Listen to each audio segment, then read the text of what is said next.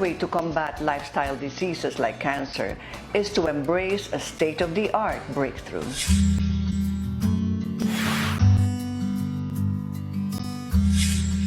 Immunogen's long-lasting effects on one's health can be felt in a variety of ways. Today, we talk to a patient battling cancer who has been suffering the side effects of chemotherapy. I was diagnosed with a stage 3 cancer, breast cancer, and I come to know Immunogen when my friend introduced me. I took the product, the liquid, 1 tablespoon 3 times a day, and a Glucan 3 times a day, also 1 capsule 3 times a day, and also an Immune Plus. 1 week before my operation, I took that product, and then after the operation, I still continue until now for almost 4 months. And the product really amazed me because I'm undergoing under treatment, chemotherapy. But all the side effects, I never had it. Like the vomiting, the nausea, everything that the chemotherapy, undergoing treatment chemotherapy experiencing, I never had. I'm very thankful to na-discover ko yung Immunogen at all my relatives, my family, we're taking it now, all of us.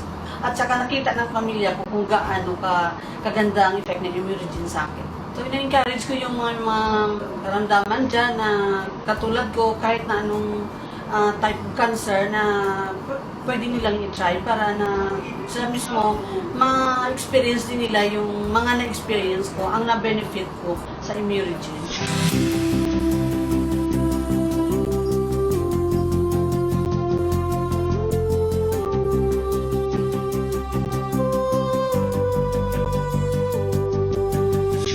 So as in the case of cancer, it was found out that those people with contacted cancer, it was found out that their nucleotide level or their nucleotides available into their cells are very low. So there is low heterozygosity because of the unavailability of the nucleotides. There are so many approaches on how to cure cancer. Of course, one of the approaches is to turn off the enzyme of these cancer cells.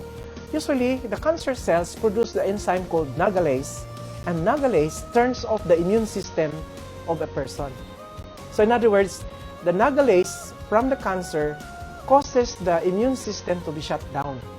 So in order to more or less stop the cancer from doing it, they have to turn off the nagalase. But nagalase can only be turned on if the appropriate enzyme coming from the normal cell is also produced.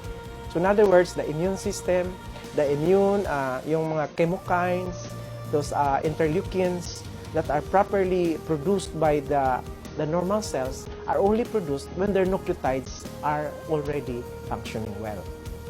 So it's, in a way, I'm saying that to intervene or to use Immunogen for cancer patients, I think the mechanism lies behind on the restoration of the synthesis of p53 so that when p53 is synthesized, cancer will now die because p53 turns on the cascade for the apoptotic system or the death of the particular cell. So Immunogen stands there as a fundamental repair, restoring the amount of nucleotides so that the cell can actually function.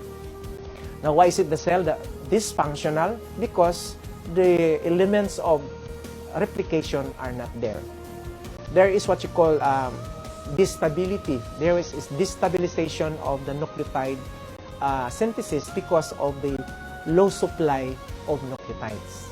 So when you supply appropriate and pristine nucleotides, unadulterated, they are not conjugated with proteins, then they can easily be available to a normal cell, which then synthesizes the p53 and therefore causes the cancer cell to die. Immunogen, your healthy alternative.